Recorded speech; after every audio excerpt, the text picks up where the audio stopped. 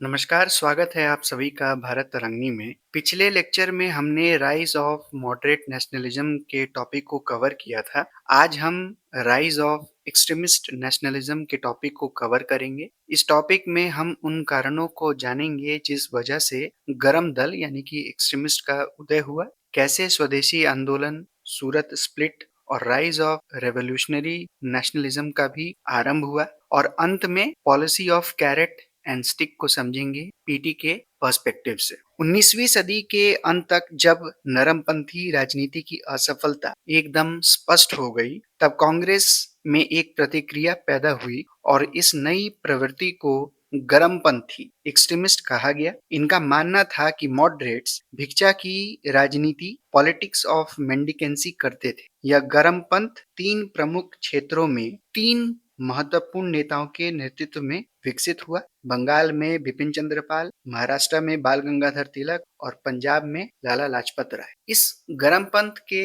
उदय के लिए कुछ कारण जिम्मेदार माने जाते हैं। सबसे पहला कारण फैक्शनलिज्म यानी कि गुटबंदी था, जो हमें 19वीं सेंचुरी के पॉलिटिक्स में लगभग हर जगह दिखाई देता है। बंगाल में सुरेंद्रनाथ बनर्जी और मोतीलाल घोष के बीच एक तरफ औरोबिंदो घोष तो दूसरी तरफ बिपिन चंद्रपाल और ब्रह्मबंध उपाध्याय। महाराष्ट्र में भी गुटबंदी देखने को मिलता है, गोपाल कृष्ण गोखले और तिलक के बीच। मद्रास प्रेसिडेंसी भी इससे अछूता नहीं था, वहां भी तीन गुट आपस में लड़ रहे थे, माइलापुर, एग्मोर और सब अर्बन इलीट्स। यह सभी गुट अपने अपने विचारों, तरीकों और कार्यशैली यानी कि लाइन ऑफ एक्शन को लेकर अक्सर एक साथ नहीं हो पाते थे। दूसरा कारण था नरमपंथी राजनीति से कुंठा यानी कि फ्रस्ट्रेशन विथ मॉडरेट पॉलिटिक्स। नरमपंथी नेतृत्व में कांग्रेस का संचालन एक अलोकतांत्रिक संविधान से हो रहा था। बाल गंगाधर तिलक की बार बार की कोशिशों के बाद एक नया संविधान तैयार हुआ और 1899 में पारित किया गया, पर उसे कभी सही ढंग से लागू या आजमाया नहीं गया। नरमपंथियों का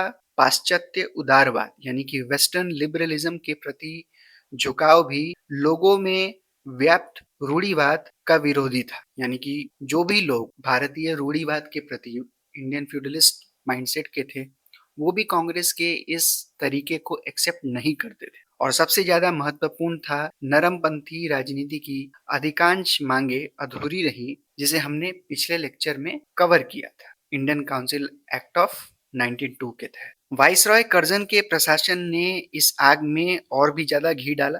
उसने अनेक लोक विरोधी कानून और प्रशासनिक कदम उठाए, जिससे भारतवासियों की भावनाएं आहत हुई। 1899 में कलकत्ता म्युनिसिपैलिटी अमेंडमेंट एक्ट के द्वारा कलकत्ता नगर निगम के पुनर्गठन ने उसमें निर्वाचित प्रतिनिधियों की संख्या कम कर दी। 1904 में इंडियन यूनिवर्सिटी एक्ट ने कलकत्ता यूनिवर्सिटी को पूर्णतः सरकारी नियंत्रण में कर दिया। 1904 के इंडियन ऑफिशियल सीक्रेट एक्ट ने प्रेस की स्वतंत्रता को और भी सीमित कर दिया।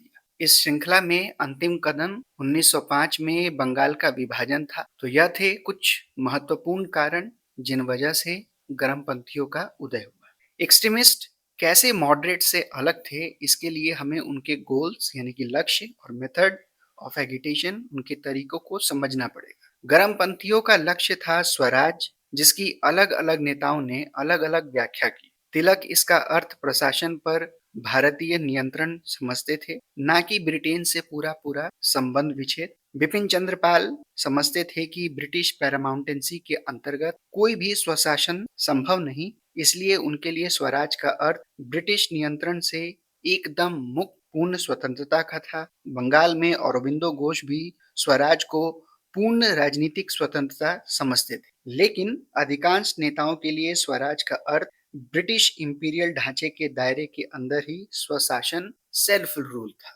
अपने तरीकों में गरमपंथियों ने प्रार्थना पत्रों और ज्ञापनों की पुरानी विधियों से हटकर पैसिव रेजिस्टेंस, निष्क्रिय प्रतिरोध का उपयोग किया। इसका अर्थ अन्यायपूर्ण कानूनों के उल्लंघन के द्वारा उपनिवेशी शासन का विरोध, ब्रिटिश मांगों और संसाधनों का बहिष्कार और उसके देशी विकल्पों का यानी कि स्वदेशी और राष्ट्रीय शिक्षा का विकास था। इसका वैचारिक प्रमाण उन्हें नए क्षेत्रीय साहित्य से मिला और इस नए राजनीतिक सोच का उदाहरण बना स्वदेशी मूवमेंट जो बंगाल के पार्टीशन को अपोज करने के लिए था। स्वदेशी आंदोलन की शुरुआत के साथ ही भारतीय राष्ट्रीय आंदोलन ने एक बड़ा कदम आगे बढ़ाया। पहली बार महिलाएं, विद्यार्थी, शहरों तथा गांव के बहुत से लोग राजनीति में सक्रिय रूप से शामिल हुए।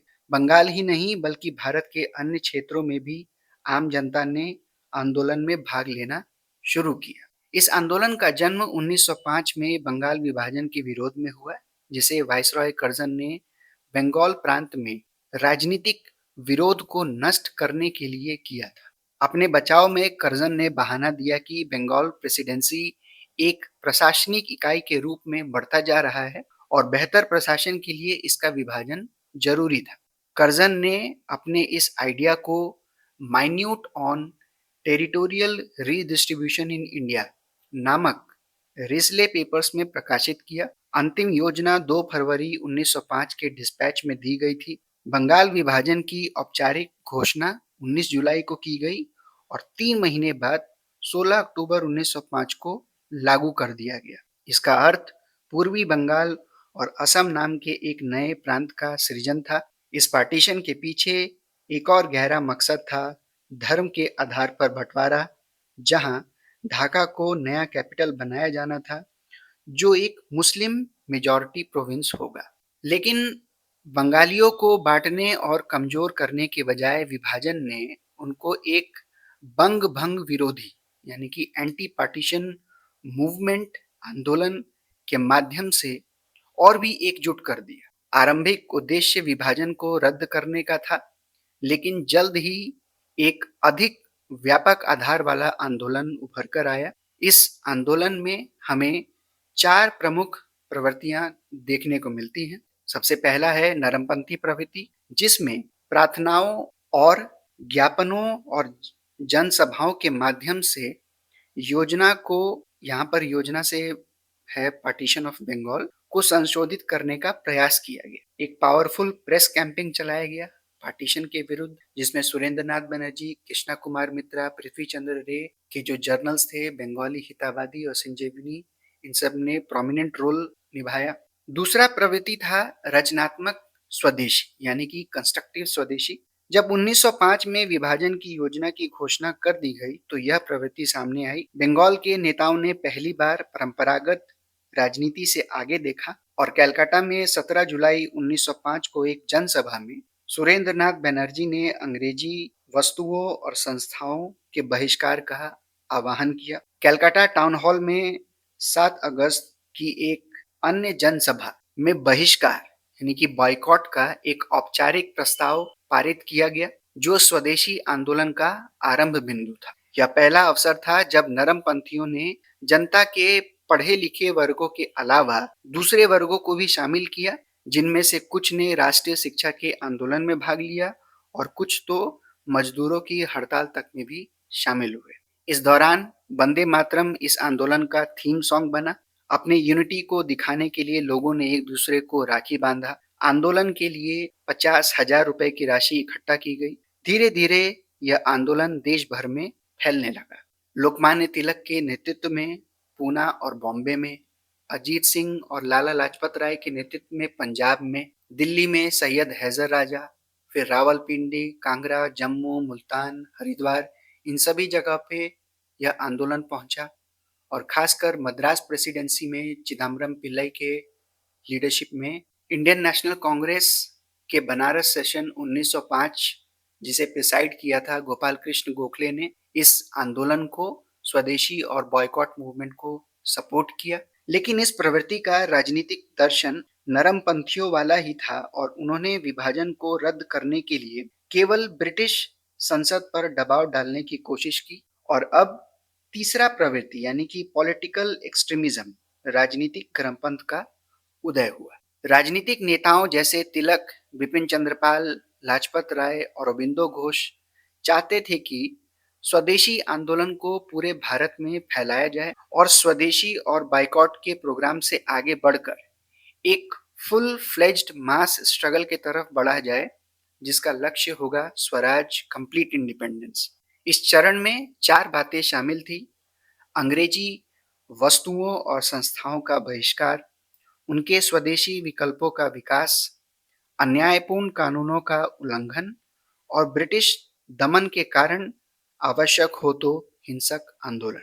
स्वदेशी आंदोलन का एक महत्वपूर्ण पहलू था आत्मनिर्भरता या आत्मशक्ति पर विशेष जोर। आत्मनिर्भरता के इस कार्यक्रम का एक मुख्य हिस्सा था स्वदेशी या राष्ट्रीय शिक्षा। इसके तहत ऐसी शिक्षा व्यवस्था विकसित करने पर बल दिया गया जो भारतीय मूल्यों, संस्कृति और राष्ट्र भावना को बढ़ावा दे। राष्ट्रीय शिक्षा आंदोलन की प्रारंभिक शुरुआत 1895 में हुई जब सतीश चंद्र मुखर्जी ने भागवत चतुष्पथी की स्थापना की। इसके बाद डॉन सोसाइटी, फिर सरस्वत आयतन ऑफ ब्रह्मबंध उपाध्याय, शांति निकेतन आश्रम रविन्द्रनाथ टैगोर का, Bengal national college and school 1906 में औरोबिंदो जिसके प्रिंसिपल बने।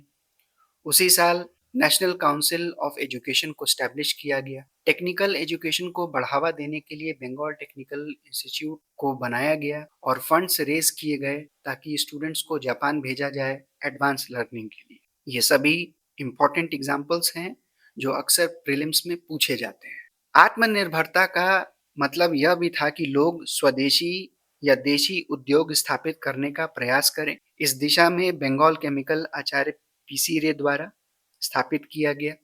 1901 में एक स्वदेशी कारखाना शुरू किया गया जिसका उद्देश्य था पोर्सिलिन यानी कि चिकनी मिट्टी के बर्तनों को बनाना। इस दौरान कई भारतीय वैज्ञानिकों ने ओरिजिनल रिसर्च पब्लिश किया विज्ञान के क्षेत्र में, साइंस के डोमेन में, जिसमें जगदीश चंद्र बोस फिजिक्स के लिए और पीसी रे केमिस्ट्री के लिए जाने जाते हैं। इन विद्वानों ने साइंस को नेशनलिज्म से जोड़ा, science in the service of nation, science in the service of स्वदेशी। स्वदेशी आंदोलन में लोगों को संगठित करने का एक महत्वपूर्ण तरीका था स्वयं सेवकों के समूह बनाना। इसे समिति कहा जाता था। ये समितियां लोगों को जागरूक करती थी, सभाएं आयोजित करती थी और आंदोलन को संगठित रूप से आगे बढ़ाती थी, जिसका सबसे प्रमुख उदाहरण था स्वदेश बंधाप समिति अश्वनी कुमार दत्त द्वारा। इस नए राजनीति का एक महत्वपूर्ण विशेषता था धार्मिक पुनः जागरण। स्वदेशी आंदोलन के दौरान भागवत गीता स्वयं सेवकों के लिए आध्यात्मिक प्रेरणा का मुख्य स्रोत बना। कई स्थानों पर हिंदू धार्मिक प्रतीकों का उपयोग लोगों में उत्साह और राष्ट्रीय भावना जगाने के लिए किया गया। स्वदेशी काल में पारंपरिक त्योहारों और मेलों का भी रचनात्मक उपयोग किया गया ताकि आम जनता तक संदेश पहुंचाया जा सके। बाल गंगाधर तिलक द्वारा लोकप्रिय बनाए गए गणपति फेस्टिवल और शिवाजी उत्सव स्वदेशी प्रचार का माध्यम बनाया गया। पारंपरिक लोकनाट्य, जतरा का भी व्यापक उपयोग किया गया ताकि गांव-गांव में स्वदेशी का संदेश पहुंच सके। लेकिन एक्सट्रीमिस्ट लीडर्स के इन सभी मेथड्स ने खासकर बॉम्बे के मॉडरेट लीडर्स को नाखुश किया और टकराव इतना बढ़ा कि कांग्रेस दो गुटों में बट गया, जो भारत के इतिहास में सूरत स्प्लिट के नाम से जाना जाता है। 1906-7 के भारतीय राजनीति को भ्रांति से ग्रसित, स्टेट ऑफ कंफ्यूजन से भरा हुआ कहा जा सकता है। एक्सट्रीमिस्ट लीडर के रेडिकल मेथड्स और टेंडेंसीज को बॉम्बे के नेता जैसे फिरोज शाह मेहता, दीनशॉ वाचा, गोपाल कृष्ण गोखले नापसंद करते थे और दोनों गुटों के बीच टकराव दिखने लगा। कुछ लीडर्स जैसे लाला लाजपत राय,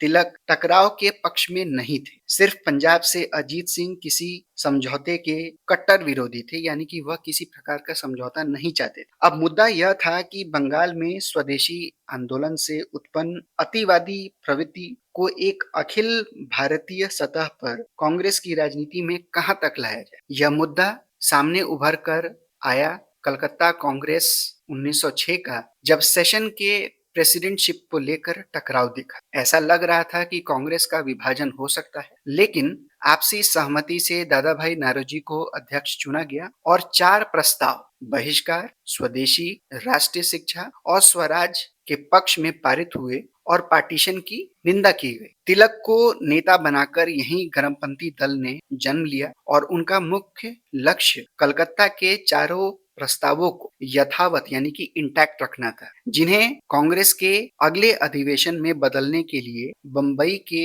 नरमपंथी डिटरमेंट थे। कांग्रेस का 1907 का सत्र पूना में होने वाला था, जो गरमपंथियों का गढ़ था। इसलिए नरमपंथियों ने सत्र का स्थान बदलकर सूरत कर दिया। लाला लाजपत राय को गरमपंथियों ने अपने अधिवेशन के अध्यक्ष के रूप में प्रस्तावित किया, जबकि नरमपंथ के उम्मीदवार रास बिहारी घोष थे। लाला लाजपत राय, जो विभाजन नहीं चाहते थे, उम्मीदवार बनने से इनकार कर दिया और इसलिए दोनों गुटों के बीच टकराव आखिरकार घटकर कलकत्ता के चारों प्रस्ताव को बनाए रखने या रद्द करने के सवाल तक सीमित रहे। सूरत के कांग्रेस के खुले सम्मेलन का समापन रास बिहारी घोष के चुनाव के सवाल पर एक हंगामे के साथ हुआ, जब जूते चले, कुर्सियां टूटी और छुपने के लिए लोग इधर उधर भागने लगे। अब कांग्रेस कमजोर हुई और अप्रभावी बन गई। 1908 के कांग्रेस में, जिसे मेहता कांग्रेस कहा गया, केवल नरमपंथी आए, जिन्होंने ब्रिटिश राज के प्रति अपनी निष्ठा दोहराई। दूसरी ओर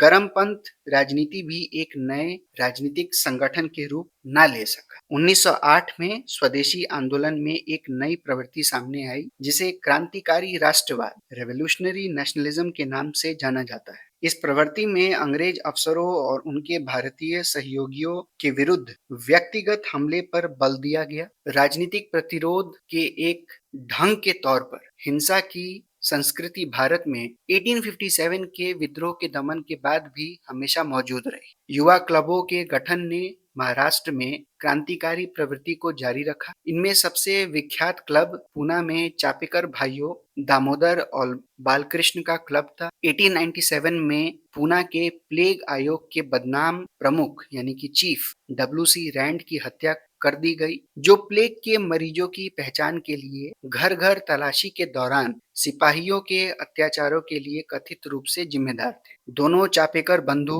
गिरफ्तार करके फांसी चढ़ा दिए गए। बंगाल में क्रांतिकारी राष्ट्रवाद की कथा का आरंभ 1902 से हुआ, जब 4 समितियों की स्थापना हुई, 3 कलकत्ता और 1 मेदिनीपुर में। पहला 1902 में गठित मेदिनीपुर समिति था, फिर कलकत्ता में सरल घोषाल के अखाड़े, मध्य कलकत्ता में आत्मोन्नति समिति। 1902 में सतीश चंद्र बासु द्वारा अनुशीलन समिति की स्थापना हुई। 1905 के आरंभ में गुप्त संगठनों की कार्रवाइयों ने तेजी ले ली। पुलिन बिहारी दास की पहल पर अक्टूबर 1906 में ढाका अनुशीलन समिति की स्थापना हुई। उसके बाद दिसंबर में क्रांतिकारियों का एक अखिल बंगाल सम्मेलन हुआ और उसी साल युगांतर नाम से एक क्रांतिकारी साप्ताहिक का प्रकाशन आरंभ हुआ।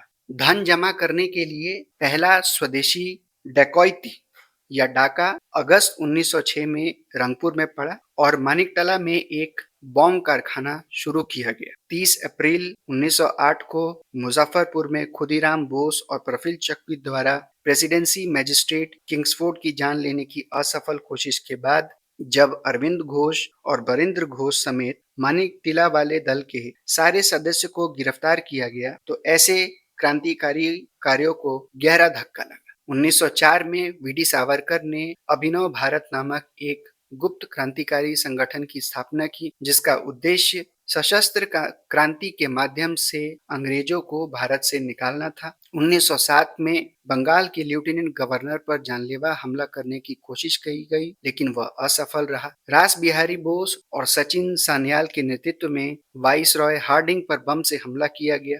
लंदन में मदन लाल ढींगरा ने अंग्रेज अधिकारी कर्जन वाइली की हत्या कर दी। क्रांतिकारियों ने विदेशों में भी अपने केंद्र बनाए, जिनमें प्रमुख था श्यामजी कृष्णा वर्मा, वी.डी. सावरकर, लाला हरदयाल लंदन में और मैडम भिकाजी कामा और अजीत सिंह यूरोप में। जब अंग्रेजी हुकूमत ने यह पाया कि उनके डिसीजन पार्टीशन ऑफ बंगाल ने भारतीयों को तोड़ने के बजाय उन्हें संगठित किया, तो उन्होंने अपनी नीति में बदलाव किया। 1907 में secretary of state John Morley और वाइसरॉय मिंटो ने एक नई नीति अपनाई। इसे कैरेट एंड स्टिक की नीति कहा गया। यह 3 भागों में था: दमन यानी कि रिप्रेशन, मनाना कंसिलिएशन और पूर्ण दमन सप्रेशन। पहले चरण में एक्सट्रीमिस्ट नेताओं पर शुरू में हल्का दमन करना था, जिसका उद्देश्य था मॉडरेट लीडर्स को डराना। दूसरे चरण में नरम दल के नेताओं को कुछ रियायतें, वादे और आश्वासन देना था, जैसे मॉर्ले मिंटो रिफॉर्म्स 1909 का, जिससे यह संदेश दिया गया कि अगर वे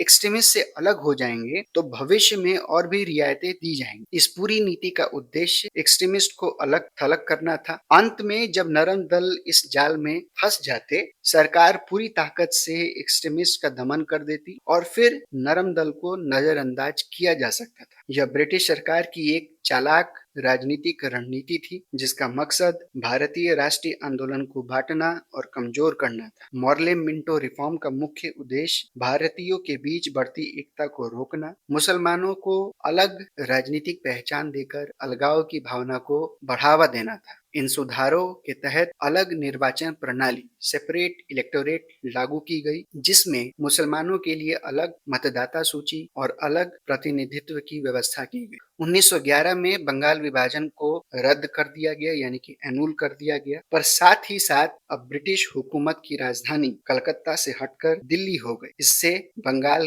के राजनीतिक प्रभाव को कम कर दिया गया और इंडियन पॉलिटिक्स में कम्युनलिज्म को स्थापित किया गया, जो आगे चलकर डिवाइड एंड रूल के नाम से फेमस हुआ। तो यह था आज का टॉपिक। किसी भी डाउट या क्वेश्चन को आप सभी कमेंट में पूछ सकते हैं। अगले वीडियो में हम गांधीयन नेशनलिज्म और वर्ल्ड वॉर 1 के दौरान भारतीय स्वतंत्रता आंदोलन के चेहरे को कवर करेंगे। चैनल को सब्सक्राइब करें ताकि हर वीडियो आप सभी तक समय से पहुंचे। मिलते हैं अगले वीडियो में। जय हिंद, जय भारत।